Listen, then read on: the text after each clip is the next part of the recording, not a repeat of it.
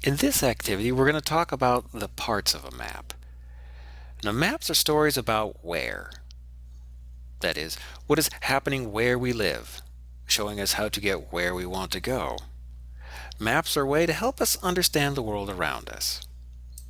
For this activity, you'll need construction paper, colored pencils or crayons, scissors, and a glue stick. One of the first things you're going to have to do is decide what do you want to make a map of. Me, I'm going to make a map of a make-believe neighborhood, one that's next to a river and a trail. Using the construction paper, I'm going to develop different layers of information. I'm going to start off with a layer showing the river. I'm going to go ahead and use blue. Most people recognize water features if they're blue, so for rivers, ponds, and even oceans. Next, I'm going to make the roads. Sometimes I use black to make the roads, or I would draw them in, but I've got some orange construction paper here, so I'm going to use that to make the roads I want to see. Next, I want to put in a special area, say a state park. A lot of times on maps, you'll see parks shown in green. I've got something else in mind for the green construction paper I have, so I'm going to do mine in red.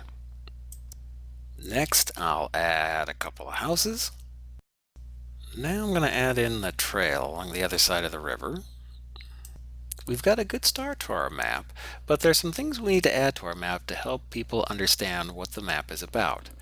Now, you remember I said maps are like stories, and like any good story, you need to have a title. The next component you'll often see is what's called a compass rose. This shows where north, south, east, and west are in relation to your map. On most maps, north is at the top, south is at the bottom, west on the left, and east on the right.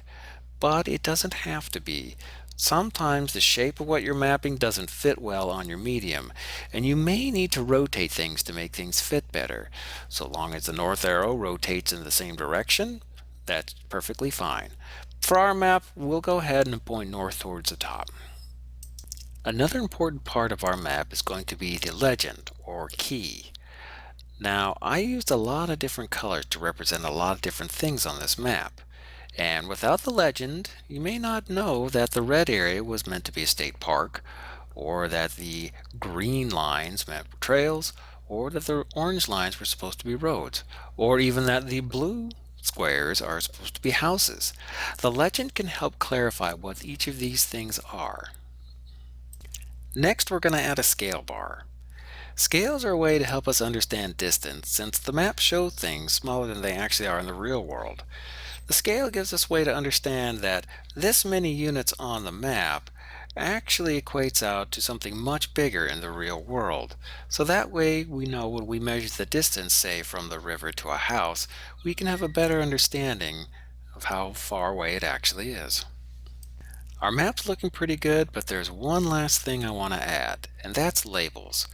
While we know what the roads, river, and trail, and even the state park is from the legend, we don't have any specific information such as what are the name of the roads, what's the name of the state park, the river, or the trails. Labels can really help put that final touch to give some context to what you're looking at on the map. And with that, you are welcome to add any other details that you deem appropriate for your map. Making maps is predominantly a science, but there's also an artistic flair that you need to make it enjoyable to read.